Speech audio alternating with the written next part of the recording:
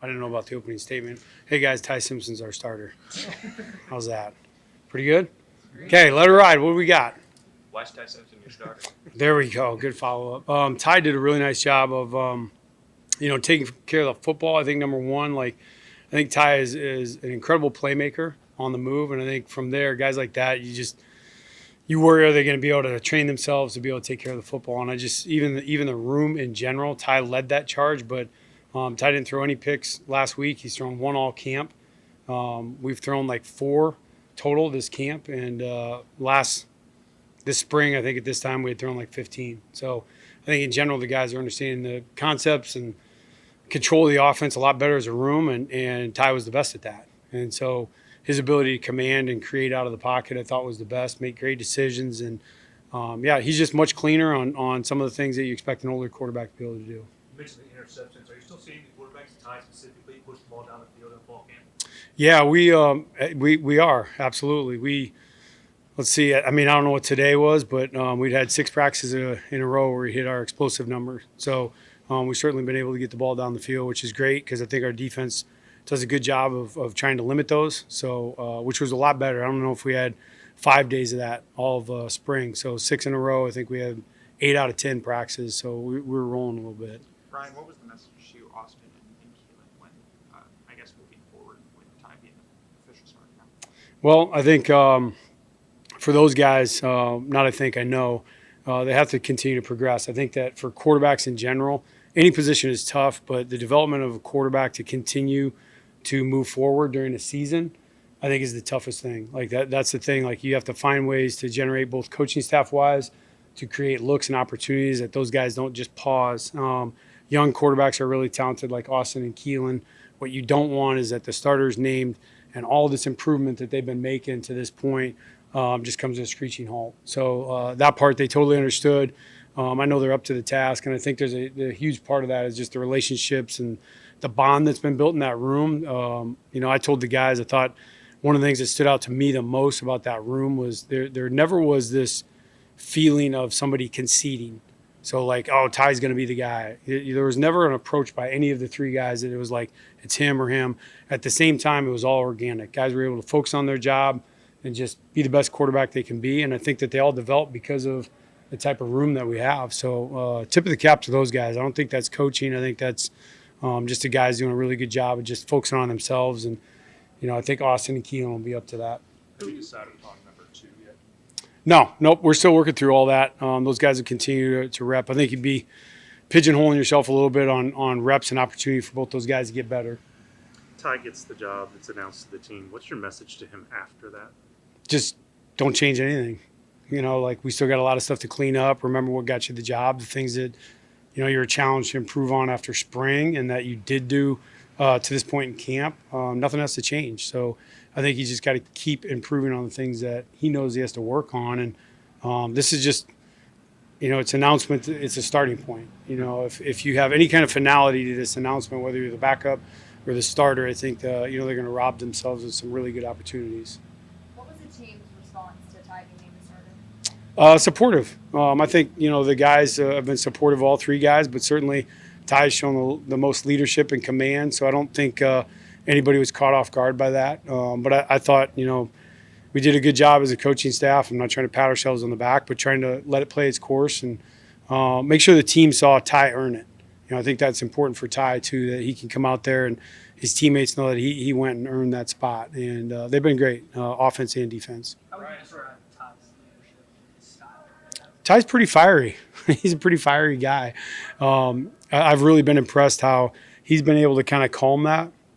I always thought I was wildly impressed in my time with Geno Smith. He's a fiery competitor as well. But I always told Ty, like, Geno's ability to get back to room temperature quickly and be able to process and be an elite quarterback was something that I was always just amazed by. And I told Ty, that's what you got to be, is a guy that can have composure and realize there's different times that, release points. You score a touchdown, you want to go crazy, right? But up to then, you just got to be a smooth operator.